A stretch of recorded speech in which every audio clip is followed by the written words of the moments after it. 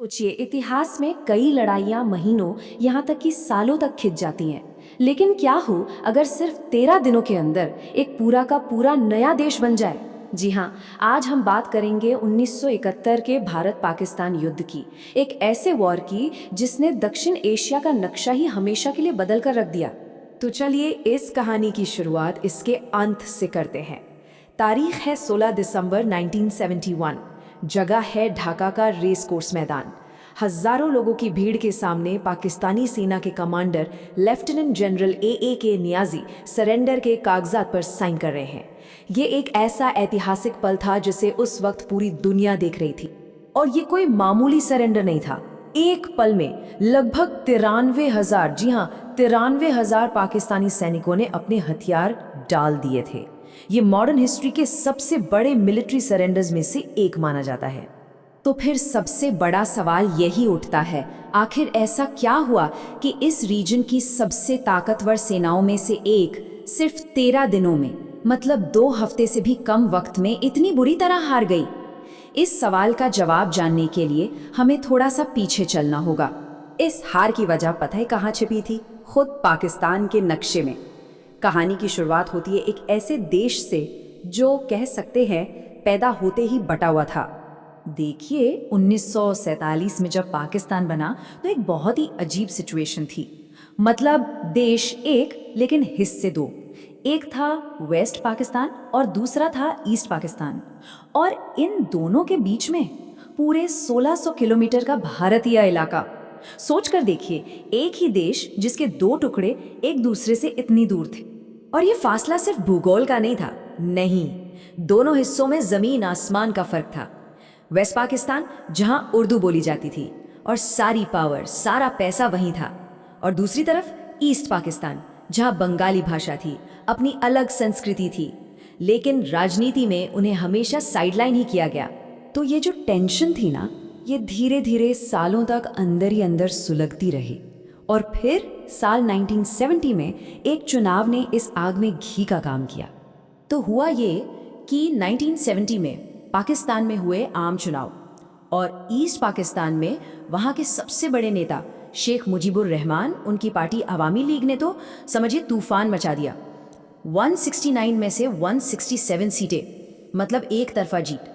इतना ही नहीं, पूरे देश की नेशनल असेंबली में उन्हें साफ बहुमत मिल गया था।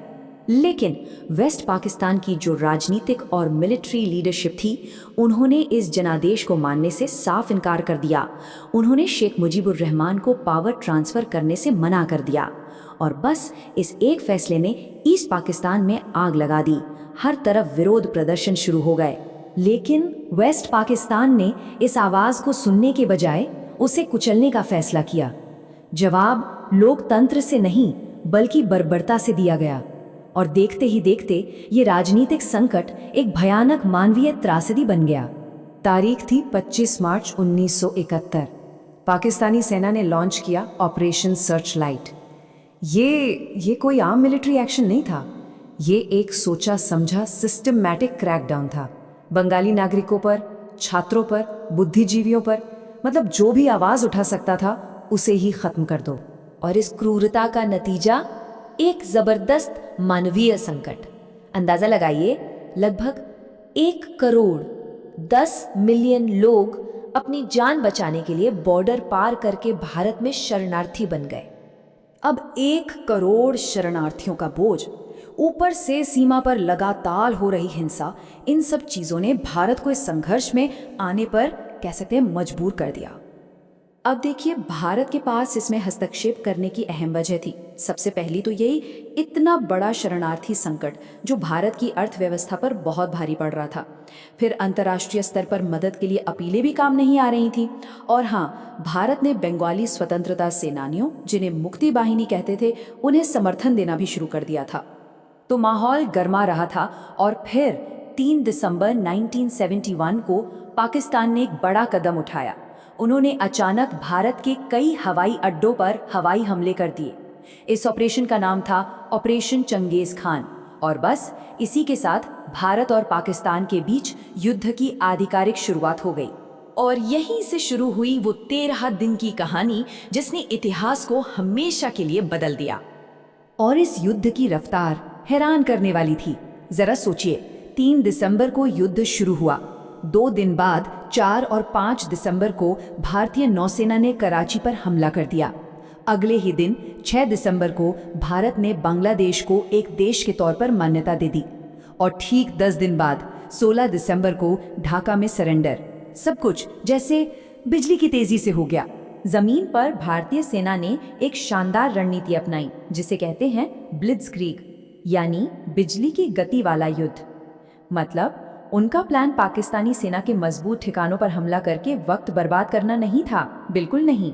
इसके बजाय उन्होंने उन ठिकानों को बाईपास किया, उनके आगे से निकल गए और 3 तरफ से सीधे राजधानी ढाका की तरफ बढ़े। इस चाल ने पाकिस्तानी कमांड को बिल्कुल चौंका दिया और उनका सारा डिफेंस प्लान धराशायी हो गया। अच्छा, जमीन पर ये तेजी आई कैसे? इसके पीछे थी भारतीय वायुसेना।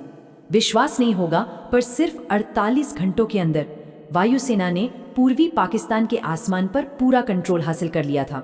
ढाका के हवाई अड्डों पर इतने हमले हुए कि पाकिस्तानी वायुसेना एक तरह से जमीन पर ही रह गई और इससे भारतीय सैनिकों को आगे बढ़ने का एक खुला हाईवे मिल गया।